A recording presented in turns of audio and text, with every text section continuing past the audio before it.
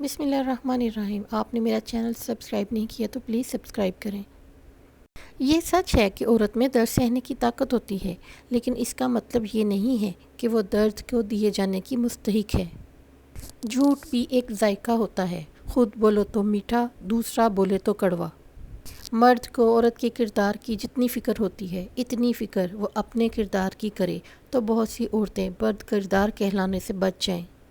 عورت کو محبت میں ملاوٹ پسند نہیں۔ وہ جس سے پیار کرتی ہے اس کی حرکات و سکنات نظر میں رکھتی ہے، لڑتی جھگڑتی ہے، لیکن پیار میں شراکت پسند نہیں کرتی۔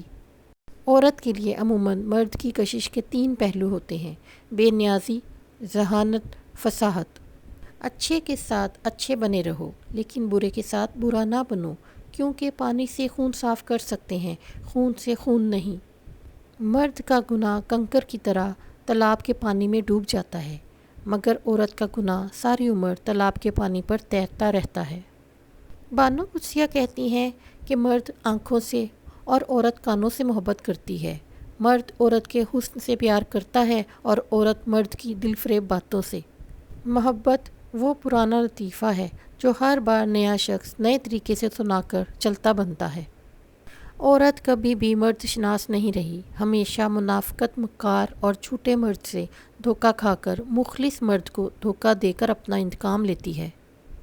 اپنے پلان کا پہلے سے اعلان نہ کرو، اگر وہ کامیاب نہ ہوا تو لوگ تمہارا مذاق اڑائیں گے۔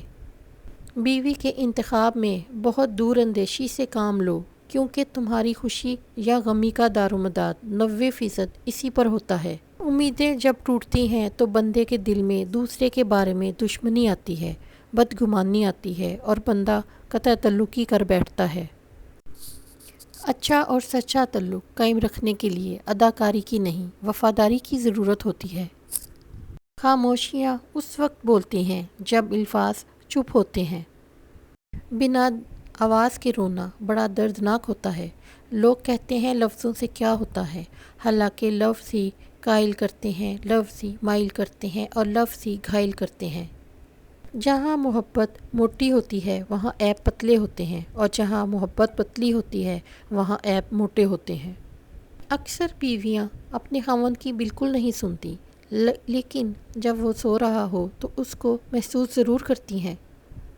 نوجوان کے مسلسل گھورنے سے قباحت سی محسوس ہوئی تو ساتھ والی سیٹ پر بیٹھی ہوئی بزرگ خاتون سے مخاطب ہو کر بولی، یہ بے حیا مرد مجھے پچھلے آدھے گھنٹے سے آنکھیں پھاڑ پھاڑ کر مسلسل گھور رہا ہے۔ بوڑھی اماں نے ایک لمبی سانس لی اور بڑے اطمینان سے بولی، بیٹا یہ وہی دیکھ رہا ہے جو دکھانے کے لیے تم نے اتنا چست لباس پہن رکھا ہے۔